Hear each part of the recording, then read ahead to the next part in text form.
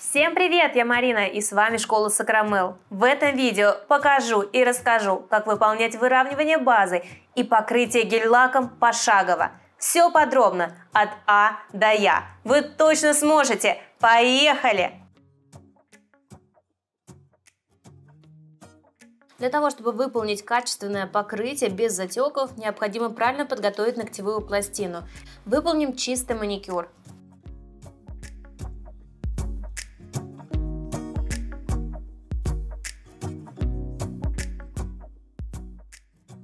Не должно оставаться птериги, склеек. Ногтевая пластина должна быть полностью чистой и заматированной. Для приподнятия чешуек использую пилку для натуральных ногтей 240 грит. Совершаем длинные движения слева направо, в одну сторону. Если останутся частички кожи, велика вероятность затеков, а затеки в свою очередь приводят к отслойкам.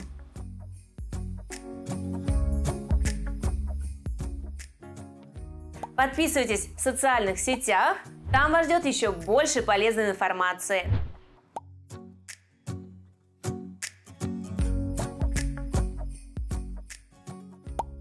Следующим этапом тщательно обезжириваем ногтевую пластину. Убедитесь, что под кутикулу не осталось пыли. Пройдите по торцу.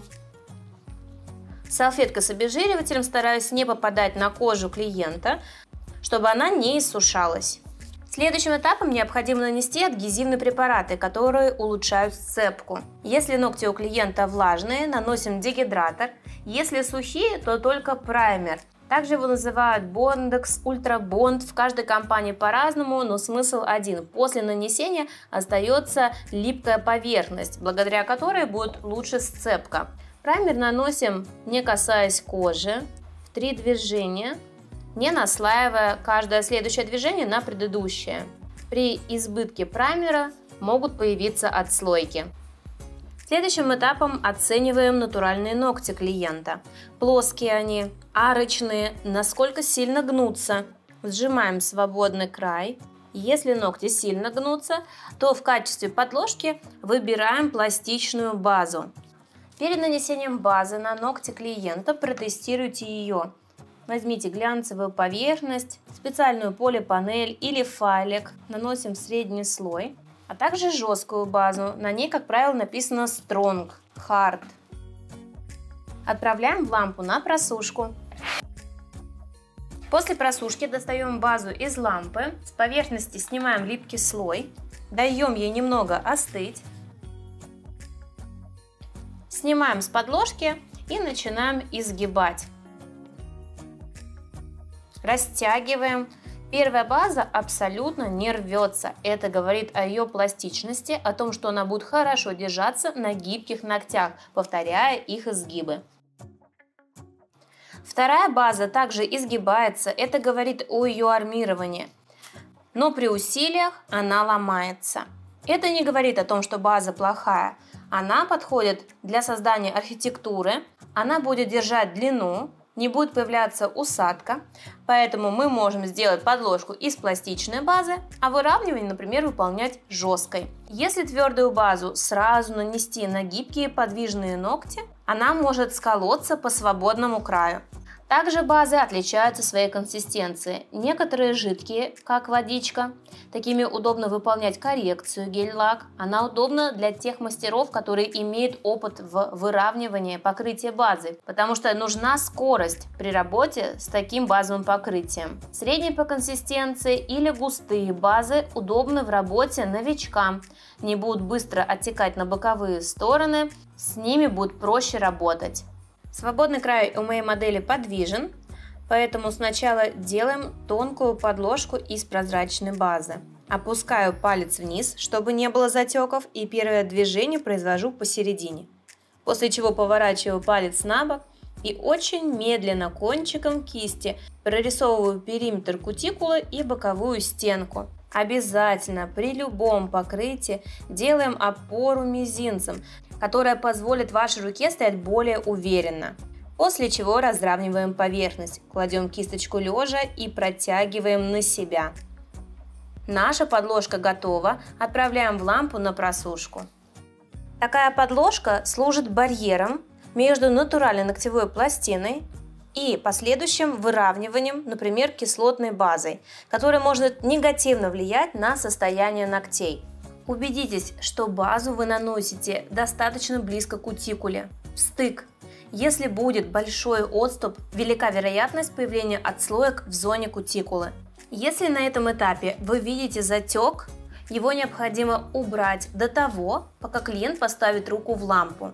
При необъемном выравнивании можно обойтись без просушки. Набираем каплю, ставим в зону апекса и кистью лежа протягиваем на себя. Можно перевернуть руку клиента, подождать несколько секунд, чтобы материал правильно распределился. После переворота убедитесь, что нет затеков. В таком случае можно отправлять на просушку. В каком случае требуется выравнивание ногтевой пластины? Если есть какие-либо неровности, деформации или нам не хватает правильной архитектуры для укрепления.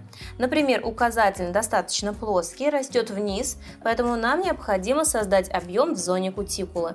Чтобы было лучше видно, использую камуфлирующую базу. Делаю опору мизинцем, подталкиваю материал под углом 45 градусов к кутикуле и кладу кисточку лежа, промазывая центральную часть. Делаем то же самое, как и на подложке. Такой тонкий слой можно назвать влажный пол, по которому будет распределяться наша будущая капля. После чего мы набираем небольшое количество материала, кисточку располагаем параллельно ногтевой пластине, ставим на зону апекса, приподнимаем кисть и протягиваем, оставляя материал на ногтевой пластине. Ошибкой будет, если сильно надавить кисть и все снять с поверхности. Наша задача – поставить, приподнять кисть и идти по воздуху. После чего разравниваем материал по боковым сторонам. Для этого можно использовать кисточку из флакона, совершая диагональное движение вверх-вниз.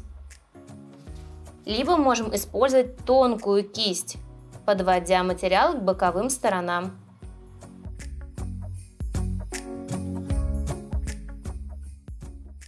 Для проверки ровности поверхности использую лампу с круглым плафоном. Пододвигаю лампу ближе к поверхности ногтя и видим, что блик неровный, раздваивается, подобно восьмерке.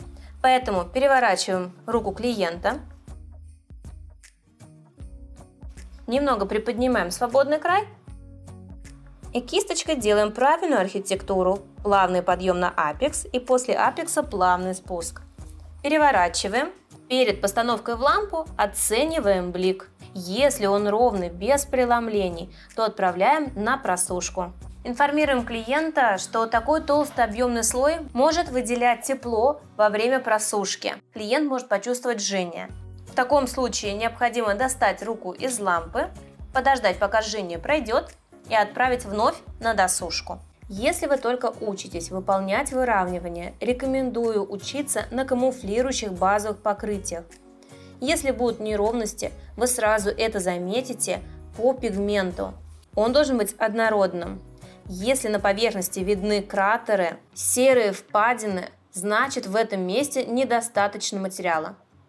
Если в материале образовались пузырики, лопаем их апельсиновой палочкой, либо выводим из гель-лака. Те ногти, которые имеют правильную архитектуру, не нуждаются в объемном выравнивании, поэтому слой тоньше. Выравнивание позволяет улучшить носибельность покрытия и минимизировать вероятность отслоек и сколов. Помимо этого, ногти с выравниванием выглядят более красивыми и идеальными. Во время прокраски первого тонкого слоя поворачивайте палец на бок, следите, чтобы полностью боковая стенка была покрыта материалом. Одна из самых распространенных ошибок, которые допускают, это не делают опору мизинцем и кистью проникают в материал. В таком случае вы видите, что идеального выравнивания и ровного блика не получается. Попробуйте работать кистью по воздуху, не проникая в материал, не касаясь кистью ногтя, и у вас точно получится. Выполнили выравнивание. Теперь на него можно наносить свет, либо снять липкий слой. В таком случае гель-лак не будет растекаться. Единственное, снимайте очень аккуратно, стягивающими движениями на себя, не размазываем на кожу клиента, чтобы избежать аллергических реакций. После чего апельсиновой палочкой раскрываем карман кутикулы. В моем случае у модели широкая белая лунула, у нас нет глубокого подкутикульного кармана, поэтому покрытие будем наносить в стык. Опускаем палец снова немного вниз, для того чтобы не было затеков. Хорошо отжимаем кисточку в баночке. Толкаем под углом 45 градусов, пока что с отступом от кутикулы, и кладем кисточку лежа. Таким образом большая часть ногтя прокрашивается. Поворачиваем на бок. Располагаем кисточку по диагонали. Сильно ее раскрываем, как будто веером. Прорисовываем правый синус, повторяя окружность, и боковую стенку ровно. Обязательно кладем на другой бок. Если не поворачивать палец клиента, боковые стенки не будут прокрашены, и это будет заметно. Не забываем про опору мизинцем. Если у вас трясутся руки, вы переживаете, то прокрашивайте на выдохе. Набрали полную грудь воздуха и потихонечку выдыхаем и прокрашиваем. Под кутикулой прокрашиваю либо кистью из флакона, располагаю ее веером, и только кончиком, небольшими штриховыми движениями, полусухой кистью закрашиваю под кутикулой. Либо для этих целей можно использовать тонкую кисть.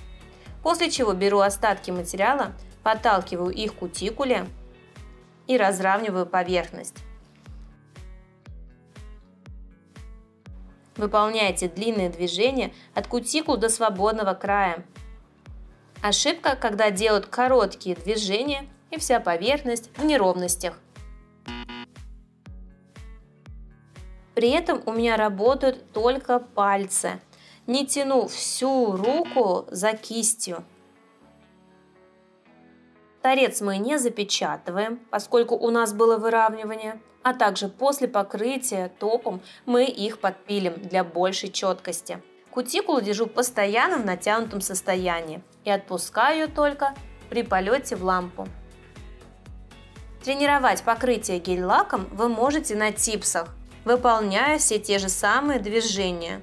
3 основных движения, и затем ставим кисточку веером и совершаем поступательные движения. Наша задача сделать линию максимально ровной.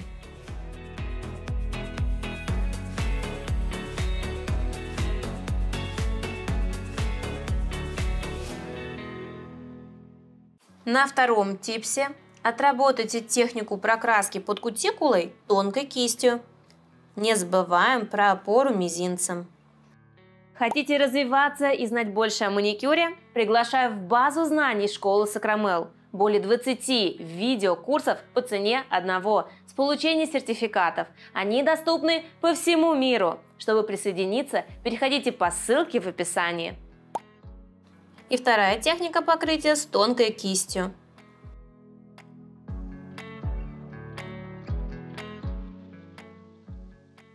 Беру небольшую каплю материала и прокрашиваю под кутикулой. Работаем плоскостью кисти. Оттягиваю валик в месте прокраски.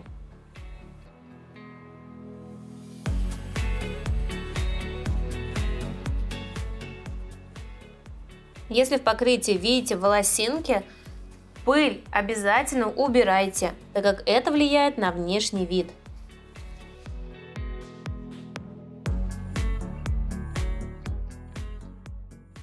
В целом, во время прокраски не торопитесь.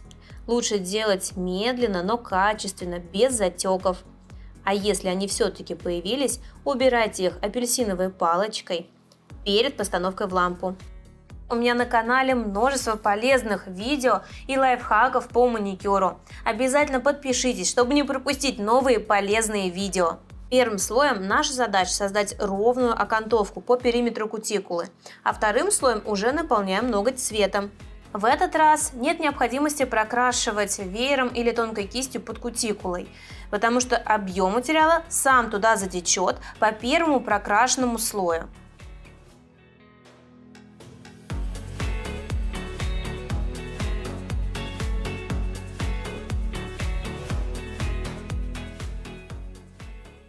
Второй слой, в отличие от первого, можно наносить сразу на несколько ногтей. Он уже не должен затекать, потому что у нас прокрашен периметр первым слоем без затеков.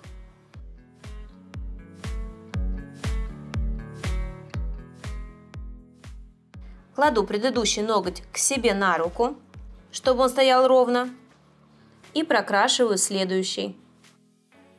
А первый слой мы всегда прокрашиваем по одному ногтю, чтобы материал не успевал затекать. Топовые покрытия, в свою очередь, также разделяются по консистенции на жидкие и более густые. Мастер самостоятельно выбирает понравившуюся ему консистенцию. Мне нравится работать с более жидкими топами. Покрытие топом будет в такой же технике, как и второй слой цветного покрытия. В 3 движения увлажняем поверхность, не запечатываем торец и разравниваем топовое покрытие длинными движениями от кутикул до свободного края. Наносим средний слой, чтобы поверхность стала ровной, переворачиваем ноготь на 10 секунд. Убедитесь, что блик ровный, и после этого отправляйте в лампу на просушку. Обычно мы выбираем топ без липкого слоя, чтобы не тратить время на снятие его. Также он с меньшей вероятностью вызывает аллергические реакции. Топ с липким слоем можно использовать для перекрытия дизайнов, например, в тирке. Если ногти у клиента гибкие, пластичные, то все-таки лучше выбрать топ с липким слоем. Он более пластичный, в отличие от топа без липкого слоя. Во время разравнивания располагайте кисточку лежа, чтобы она скользила по поверхности. Если поднимать кисточку на 45 градусов, она будет убирать материал, и блик будет получаться неровным. После того, как все ногти покрыли топом, можем подпилить торцы для большей четкости. Не стоит переживать за носибельность, если у вас было выравнивание базой.